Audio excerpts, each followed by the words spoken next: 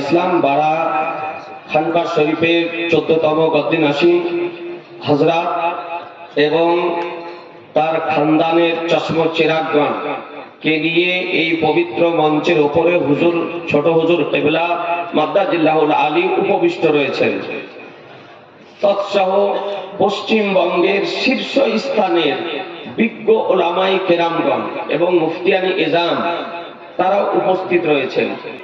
আজিজানে মুহতারাম, বহু ওলামাই কেরামগণ আলোচনা করলেন সন্ধ্যা থেকে, আর যেটা মূল বক্তব্য সেটা এখনো বাকি আছে, কারণ হুজুরের বক্তব্য এখনো বাকি আছে, আসল বক্তব্য হবে। আজিজানে মুহতারাম, তো খুব সংক্ষিপ্ত আকারে দুই একটি কথা বলবো, কারণ আরো বহু ওলামায়ে কেরামগণ আছেন, হুজুর আছেন, ভাগলপুর থেকে পীর সাহেব কিবলা এসেছেন, তারও আলোচনা আপনাকে শুনতে হবে। আজিজানে মুহতারাম, খুব সংক্ষিপ্ত আকারে আমি মূল বক্তব্যতে যাচ্ছি। বর্তমান সময় কিছু আহলে বায়াতের আলে নবী আওলাদে নবীদের দুশমন বেরিয়েছে, শত্রু বেরিয়েছে। বিভিন্ন জায়গা আপনাদের দোয়াতে বিভিন্ন জায়গা যায়, অগ্রসিয়ত করার জন্য এখানে আসিনি, হুজুরের আহ্বানে হুজুরের দাওয়াতে উপস্থিত হয়েছি দুই একটি সুন্নি মেসেজ দেওয়ার জন্য। ব্রাদারান ইসলাম আহলুস সুন্নাত ওয়াল জামাতের যে মেসেজ, সেই দুই একটি মেসেজ আপনাদেরকে দিব। তো বলছে, এখনো কি আবার দুনিয়াতে আলে নবী আছে, আওলাদে নবী আছে, নবীর সন্তান আছে? নবী তো কবে পৃথিবী থেকে চলে গিয়েছেন, তো নবীর সন্তান কি করে থাকবে? ব্রাদারান ইসলাম, এইরকম আলে নবী আওলাদে নবী আহলে বায়াত সম্পর্কে বিরূপ মন্তব্য করা, যে কিয়ামতের পূর্ব পর্যন্ত আলে নবী আওলাদে নবী আহলে বায়াত পৃথিবীতে থাকবেন, মুমিন থাকবেন। যেদিন আলে নবী আওলাদে নবী আহলে বায়াত মুমিন পৃথিবী থেকে চলে যাবেন, একজনও থাকবে না, সেই দিনই আপনার কিয়ামত পৃথিবীতে সংঘটিত হবে। আর একজন আলে নবী আওলাদে নবী মুমিন থাকা পর্যন্ত পৃথিবীতে কিয়ামত সংঘটিত হবে না। ব্রাদারান ইসলাম, আচ্ছা আহলে বায়াতের আলোচনা কি কোরআন শরীফে, নবীর পরিবার বর্গের আলোচনা কি কোরআন শরীফে আছে না নাই? ব্রাদারান ইসলাম, মাত্র একটি আয়াতে কারিমা আপনাদেরকে দেখাবো আমি। বেশি না, আজকাল সোশ্যাল মিডিয়ার যুগ। ব্রাদারান ইসলাম, মৌখিক ওয়াজ করে চলে যাচ্ছি, তো এই দেওবন্দি ওয়াহাবি আর সর্বাপেক্ষা আজকে যে ভাইরাস, সেটা হলো এই গায়র মুকাল্লিদ লামাযাবি ভাইরাস। আপনার কিছু ইয়ং যুবক, নওজোয়ান, মাস্টার, জেনারেল শিক্ষিত ব্যক্তি ইউটিউব দেখে, ফেসবুক দেখে আপনার ওয়াহাবি হচ্ছে। এরা বলছে এরা হাদিস পড়তে জানে না, বুখারী ও তো দূরের কথা, আর বাদ পর্যন্ত বুখারী চোখে দেখেনি। আর যে গুরুর কথা শুনে রাতারাতি লেডিস নামাজি হচ্ছে, সন্ধ্যাতে নাভির নিচে হাত বেঁধে বিছানায় ছিল, আর সকাল বেলাতে উঠছে তো বুকের উপরে হাত বাঁধা। সন্ধ্যাতে এক আর সকালে আর এক। যে গুরুর কথা শুনে এই মহিলাদের মতন বুকের উপরে হাত বাঁধা আরম্ভ করেছে, ওর গুরুও অরিজিনাল বুখারী জীবনে চোখে দেখেনি, আর বুখারী পড়তে জানে না। দেখবেন আপনি এই যারা গায়র মুকাল্লিদ ওয়াহাবির যে সমস্ত এই সোশ্যাল মিডিয়ায় ভাইরাল হওয়া আগাছা বাজারি বক্তা বেরিয়েছে, ও বুখারী আপনার চোখে দেখেনি, বুখারীর এবারও পড়তে পারে না, পেজ নাম্বার বলে, হাদিস নাম্বার বলে, আর তার অনুবাদটা বলে বাংলাতে নাহলে ইংরেজিতে। ব্রাদারান ইসলাম, ও আরবি হাদিসটা পড়তে পারে না, কোরআন শরীফের আয়াত আরবিতে পড়তে পারে না, কেবলমাত্র তার অনুবাদটা বাংলাতে বলে, অথবা ইংরেজিতে বলে বা হিন্দিতে বলে। আপনাদেরকে বলি, তারা জিজ্ঞাসা করছে হাদিস নম্বর কত, কোরআন শরীফ বললেই যথেষ্ট ছিল। এখন জিজ্ঞাসা করছে কোরআন শরীফ বলার পর বিশ্বাস হচ্ছে না, বলছে কোন সূরা, কোন পারা, কত নম্বর আয়াত জিজ্ঞাসা করছে।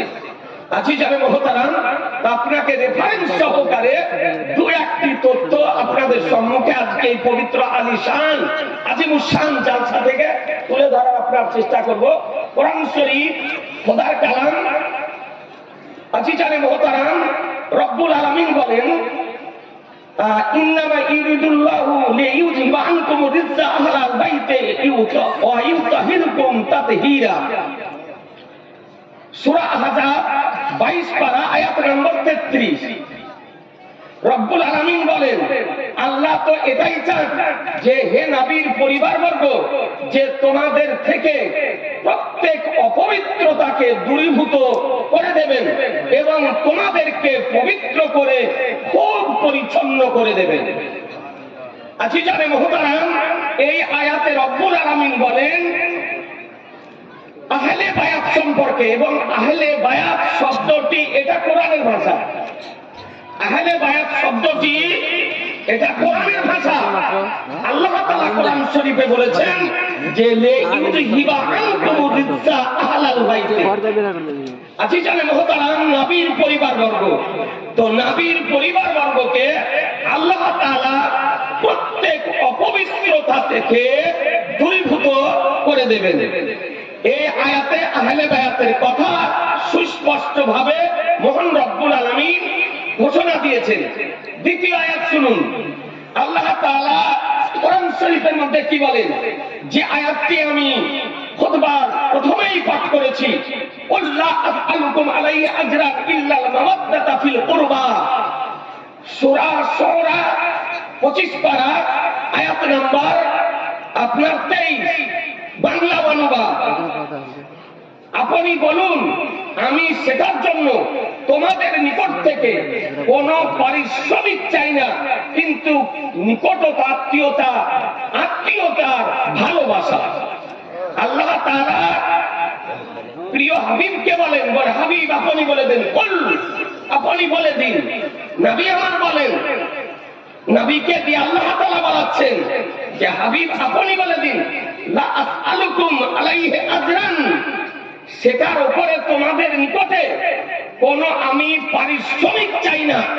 যে আমার কারণে নামাজ পেয়েছো, আমার কারণে কালেমা পেয়েছো, আমার কারণে রোজা পেয়েছো, আমার কারণে হজ পেয়েছো, আমার কারণে যাকাত পেয়েছো, আমার কারণে কোরআন পেয়েছো, আমার কারণে আল্লাহর নিয়ামত পেয়েছো, আমার কারণে খোদাকে পেয়েছো, এর পরিবর্তে তোমাদের নিকটে আমি কোনো পারিশ্রমিক চাই না, কেবল আমার পরিবার বর্গের মহব্বত চাই। মুসলমান পরিবার বর্গের মহব্বত চাই, ভালোবাসা চাই।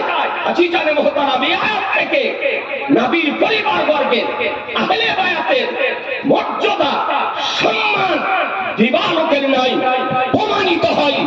আজিজানে মুহতারাম, আপনাদেরকে বলতে চাই এ আমার নবীর বংশ কিয়ামতের পূর্ব পর্যন্ত চলবে, কিয়ামত পর্যন্ত চলবে। নবীকে ভালোবাসলে নবী আমার দিবেন। এ বেরাদার ইসলাম, আপনি জানেন বেরাদার, মাল তো মাল, আলে নবীকে ভালোবাসাতে আল্লাহ নবী রাজি যদি হয়ে যায় তবে বেলায় প্রদান করে দিতে পারেন। আপনি জানেন হযরত জুনাইদ বাগদাদি রাদিয়াল্লাহু তাআলা আনহু এক সাইয়্যিদজাদা, গরীব সাইয়্যিদজাদার সঙ্গে, জুনাইদ বাগদাদি রাদিয়াল্লাহু তাআলার সঙ্গে একজন সাইয়্যিদজাদা, গরীব সাইয়্যিদজাদা আপনার কুস্তি লড়াইয়ের চ্যালেঞ্জ করেছিলেন। বিরাট ঘটনা, বিরাট ঘটনা, বলতে সময় লাগবে, আমি ওই রকম সময় আপনার নিয়েছিলেন। মূল বিষয়টা বলছি। তো উনি জানেন সাইয়্যিদজাদা আমার নবী বংশের ব্যক্তি, ফিতরা চাইতে পারেন না, যাকাতের টাকা নিতে পারেন না, ওসর গ্রহণ করতে পারেন না, ভিক্ষাও করতে পারেন না, সন্তান আদি নিয়ে খুব কষ্টের মাধ্যমে রাত্রি যাপন করতেন। এ বেরাদার, তো শেষ পর্যন্ত চিন্তা ভাবনা করে বাদশার দরবারে জুনাইদ বাগদাদি রাদিয়াল্লাহু তাআলা আনহু ছিলেন। তো তিনি চিন্তা করলেন যে জুনাইদকে কুস্তির চ্যালেঞ্জ করে দিই। যদি তাকে পরাজিত করে দিতে পারি, তবে তার কারণে বাদশা আমাকে অনেক পুরস্কৃত করবে, আর তার দ্বারাতে আমি ছেলে মেয়েদেরকে নিয়ে জীবনযাপন করতে সক্ষম হব। এ বেরাদার ইসলাম, দরবারে আসার পর জুনাইদ বাগদাদি রাহমাতুল্লাহ আলাইহি নাম শুনলে কুস্তিগীরদের কলিজা কেঁপে যেত। এ বেরাদার, ওই বাগদাদ শহরে এমন কোন ব্যক্তি কুস্তিগীর ছিল না যে জুনাইদ বাগদাদি রাদিয়াল্লাহু তাআলা আনহু মোকাবেলা করে, কিন্তু দুর্বল শক্তিহীন এই রকম ব্যক্তি আসার পর কুস্তির চ্যালেঞ্জ করে দিলেন। অনেক কথাবার্তা আছে, কুস্তির চ্যালেঞ্জ গ্রহণ করা হলো, দিন তারিখ নির্দিষ্ট করা হলো, ময়দান নির্দিষ্ট করা হলো, তারিখ ঘোষণা করে দেওয়া হলো। চতুর্দিক থেকে হাজার হাজার মানুষ উপস্থিত হয়েছে কুস্তি লড়াই দেখার জন্য। এ বেরাদার জুনাইদ বাগদাদি রাহমাতুল্লাহ আলাইহি শান শওকত সহকারে কুস্তির ময়দানে নেমে আপন কৌশল অবলম্বন করতেছেন, আর লোকজন দেখতেছে যে সেই যে চ্যালেঞ্জ করেছে সে ব্যক্তি কোথায়। এ বেরাদার, তার কোনো নাগাল নেই, তার কোনো আপনার খোঁজ নেই। শেষ পর্যন্ত টাইম হতে চলেছে, এহেন অবস্থাতে ধীরে ধীরে আমার নবী বংশের ব্যক্তি সাইয়েদ জাদা আলে নবী আওলাদে নবী আপনার প্রবেশ করতেছে, আর চাতক পাখির নাই সমস্ত লোক তার দিকে চেয়ে আছে। কুস্তির ময়দানে নেমে গেলে টাইম হয়ে গিয়েছে।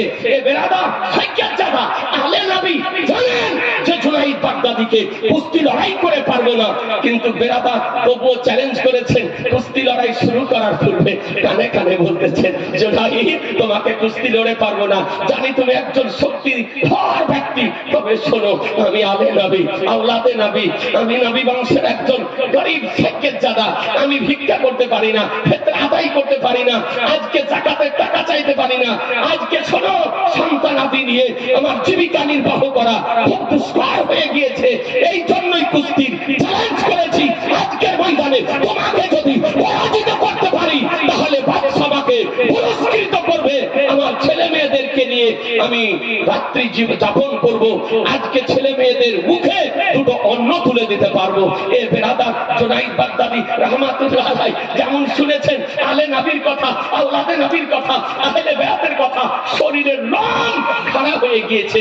এ বেরাদার আল ইসলাম, তিনি চিন্তা করলেন আজ কি হয়েছে আমার। এ বেরাদার কিন্তু চ্যালেঞ্জ করেছেন, চ্যালেঞ্জ গ্রহণ করেছেন, লড়াই আরম্ভ করলেন। হযরত জুনাইদ বাগদাদি রাহমাতুল্লাহ আলাইহি প্রথমে একটু কুস্তির কৌশল অবলম্বন করলেন, পাবলিক যেন বুঝতে না পারে, শ্রোতা যেন বুঝতে না পারে, দর্শক যেন বুঝতে না পারে যে জুনাইদ বাগদাদি লড়াই না করে আজকে সাইয়েদ জাদার নিকটে পরাজিত বরণ করেছে।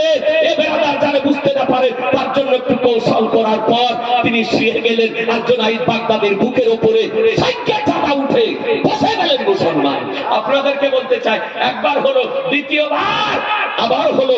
এ বেরাদার আল ইসলাম, তৃতীয়বার জুনাইদ বাগদাদি শুয়ে গেলেন জমিনে, তার সিনার উপরে সাইয়েদ জাদা উঠে বসে গেলেন। এ বেরাদার, আজকে কুস্তির ময়দান থেকে এলান হলো জুনাইদ বাগদাদি পরাজিত হয়েছে। এই দুর্বল শক্তিহীন ব্যক্তি বিজয় দান করেছে। মুসলমান, আল্লাহ সুবহানাল্লাহ, তার জন্য জুনাইদ বাগদাদি রাহমাতুল্লাহ আলাইহিকে অপমানিত হতে হয়েছিল।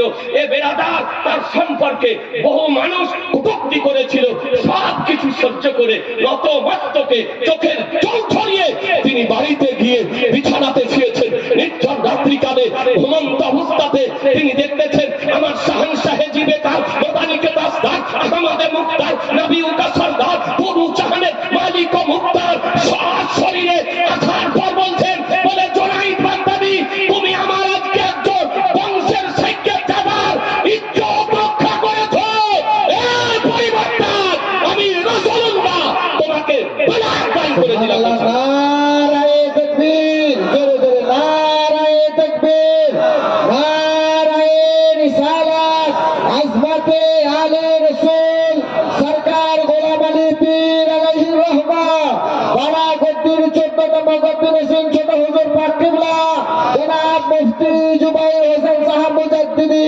কোথায় গেল আলে নবী? সম্মান যদি করা যায়, আলে নবী ইজ্জত রক্ষা যদি করা যায়, আলে নবীকে ভালো যদি বাসা যায়, আওলাদে নবীর সঙ্গে সৎ ব্যবহার করা যায়, তবে আমার নবী রাজি হয়ে যায়। নবী রাজি হয়ে যান। আজকে নবী সন্তুষ্ট হয়ে জুনাইদ বাগদাদী রাহমাতুল্লাহ আলাইহিকে বেলায়েত দান করেছিলেন। আপনাদেরকে বলতে চাই, এ বেরাদারান ইসলাম,